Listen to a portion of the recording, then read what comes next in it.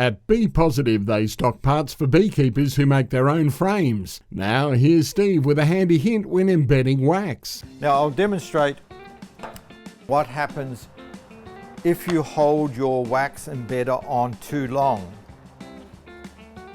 And everybody does it when they first learn to put wax onto frames.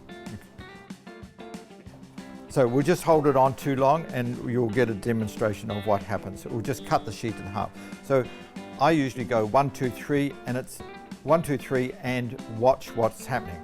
So here we go, 1, 2, 3, 4, 5. Just hold it on like that, and we'll do the same on this top one. 1, 2, 3, 4, 5, and we'll hold it on a little bit too long, and they just fall in half, just like that. All right, you just cut them off. So that one's not so bad.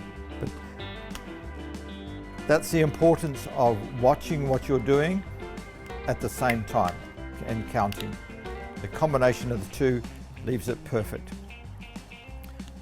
It's salvageable, you just got to pull all that wax off and put another piece in. Now when you're doing that, you can pull your wires loose like this. The same as when you're restoring older frames and you cut old comb out and you want to put a new piece of wax in your frame and your wires get loose. Again, get your little wire crimper,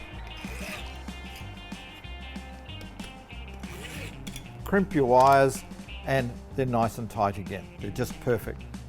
So we can redo that sheet of wax, put the little piece of foundation in. This time we won't be as long. 1, 2, 3, 1, 2, 3, done, and we have it back how it should have been.